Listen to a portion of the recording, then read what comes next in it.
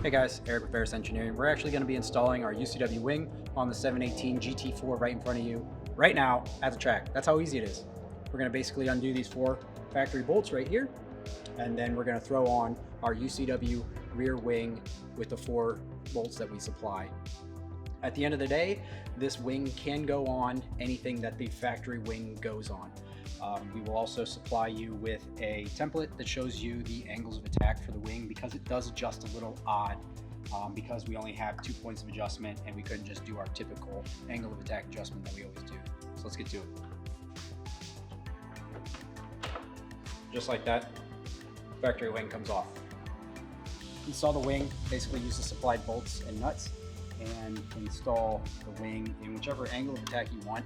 Now we do supply an angle of attack adjustment chart. Please reference that. For angle of attack adjustment, you can always obviously check angle of attack by laying a straight edge across the top and then putting an inclinometer angle finder. That's all there is to it.